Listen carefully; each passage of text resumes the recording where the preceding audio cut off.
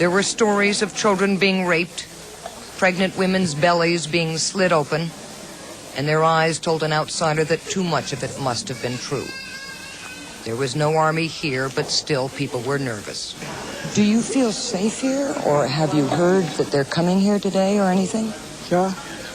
Anyway, here I can't feel safe because this is not the place where we used to stay, and I can't really think that all the people who are staying here now are feeling safe.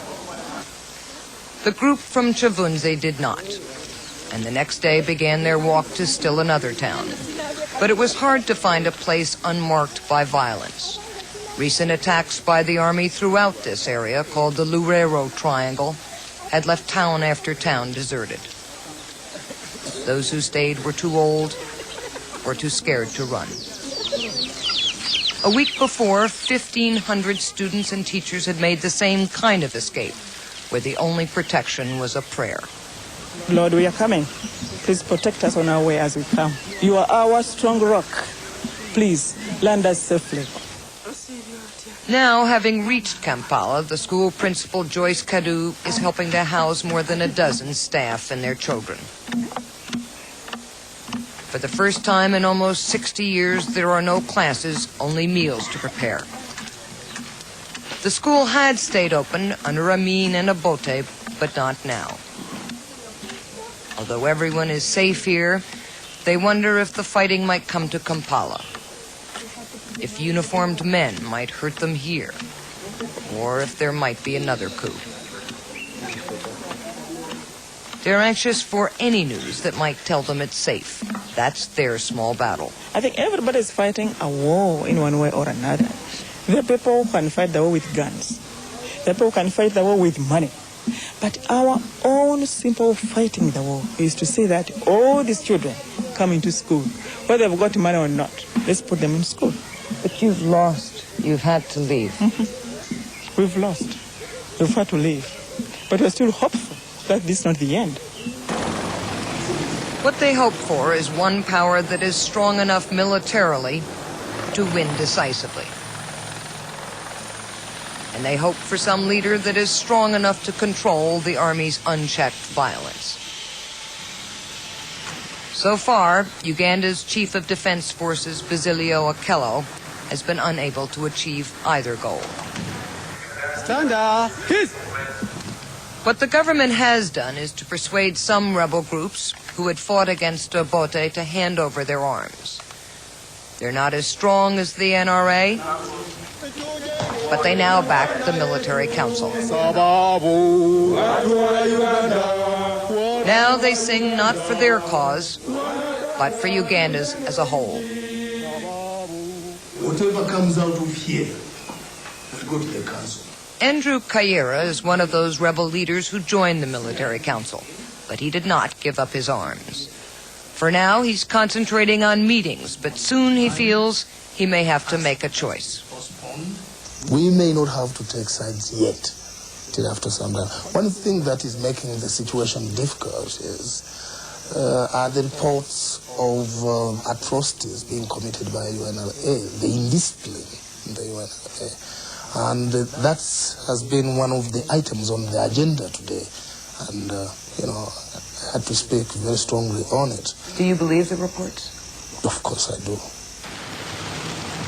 There is no doubt that the killings are continuing, and that despite steps like this release of prisoners, Uganda's new leaders still aren't trusted. Part of the problem is the prisoners see some of the same faces they saw in the past. Tito Okello, the head of state, served under Obote. Amin Onzi headed the feared intelligence service under Idi Amin.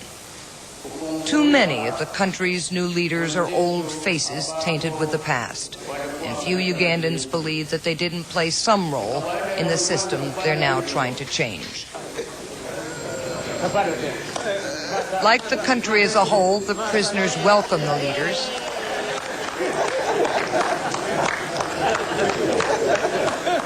And old adversaries can shake hands. Like Uganda after the coup, they're happy to see Obote out.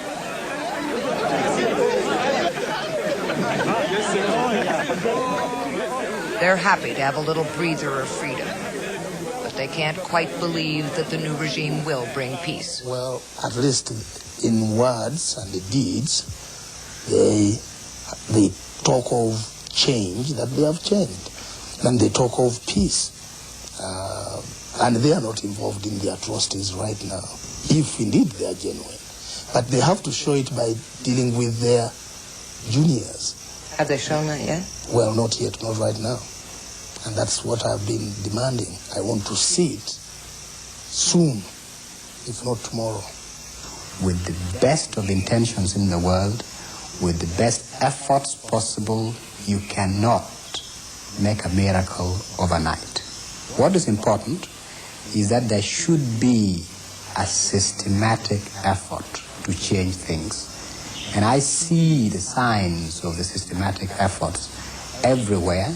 How delicate a time is it? I mean, is there a slim chance for peace, or is it greater? We have a unique opportunity.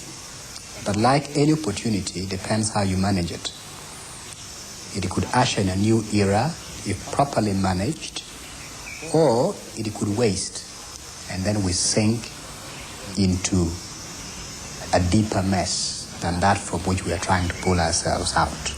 The leaders say they want change, the people want peace, but the cycle of violence hasn't stopped, at least as long as so many old faces and old allegiances remain. Many Ugandans are now calling for a new beginning, a clean slate that would ban all the politicians and military commanders from leadership.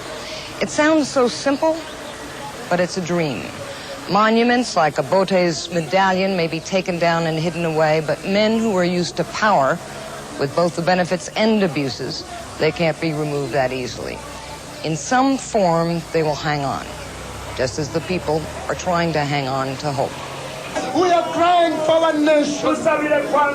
We are crying for our leaders, God. Open their understanding. Open their minds, God. That they can understand that without you, they cannot. For those who can't fight an army, Because when there's no peace in the country, for those who can't elect their own leader, even be able to do the work of God. a desperate prayer is all that's When left. there's no peace in the country,